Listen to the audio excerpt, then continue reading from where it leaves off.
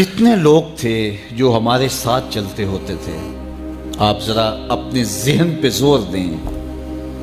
بچپن کے دوست، کلاس فیلوز، کاروباری ساتھی، گلی محلے کے لوگ، رشتہ دار، اعزاء و اقربا، آباء و اجداد، اور کتنے لوگ آپ کے مخالفین، معاندین، یہ ساری فہرست ذہن میں لائیں تو ایک دم خیال پڑتا ہے فلاں بھی چلا گیا، فلاں بھی چلا گیا۔ کوئی سال کے بعد اچانک کوئی بات یاد آتی ہے تو یاد آ جاتا ہے، کوئی 6 ماہ کے بعد یاد آتا ہے۔ کئی ایسے لوگ ہیں کہ سال ہا سال بعد یاد، ہاں وہ بھی ہوتا تھا۔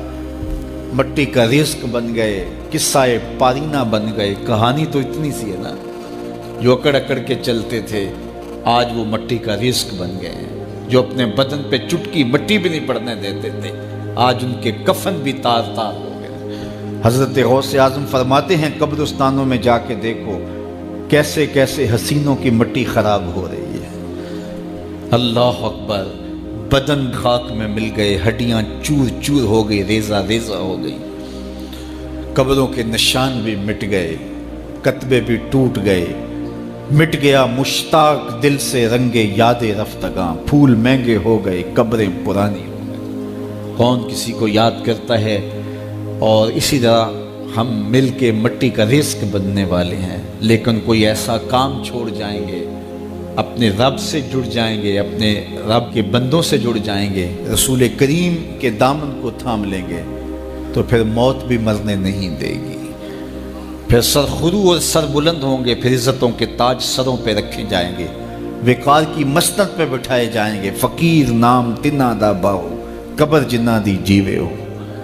پھر قبروں پہ بھی چراغاں ہوگا جب ہم ان سے جڑ جائیں گے۔ تو یہ مختصر زندگی کی تمام تر لطافتوں کے حصول کے ساتھ گزرنی چاہیے۔ کتنے نوجوان ہیں جنہوں نے اپنی توبہ کو مؤخر کیا تھا بڑھاپے کے لیے، اور آج قبرستانوں میں دفن ہیں۔ آپ جا کے قبرستانوں میں دیکھیں، وہ سوچتے تھے کہ ابھی تو جوانی ہے، جوانی سے لطف اندوز ہو لیں، بڑھاپے میں توبہ کر لیں گے، لیکن بڑھاپا نہیں آیا، موت آ گئی۔ موت تو برحق ہے، یہ تو آ کے رہنی ہے، لیکن بڑھاپا لازمی نہیں ہے کہ ضروری آئے۔ حضرت امام غزالی نے ایک بڑی خوبصورت بات لکھی، فرماتے ہیں معاشرے میں نظر دوڑا کے دیکھو، زیادہ بچے ہیں، زیادہ جوان ہیں یا زیادہ بوڑھے ہیں؟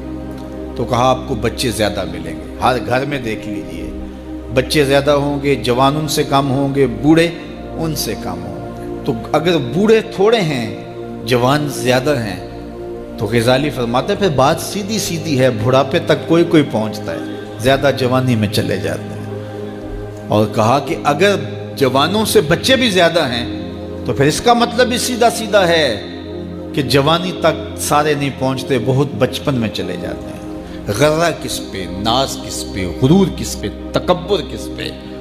تو یہ مختصر زندگی جو اللہ کی امانت ہے، اس کو اللہ کے نام پہ گزارو۔ جو بیت گئی وہ بیت گئی، وہ تو منہا ہو گئی زندگی سے۔ وہ مجھے رات سے کچھ لوگ میسج بھیج رہے ہیں، آپ کا پیدائش کا دن ہے، مبارک ہو، اللہ سب کو جزا دے۔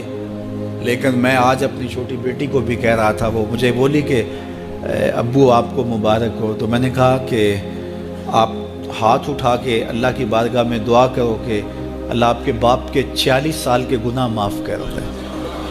یہ تو زندگی گزر گئی ہے، 46 سال میرے ہاتھ سے نکل گئے ہیں، میں الٹا بھی لٹک جاؤں تو یہ میرے ہاتھ نہیں آ سکتے۔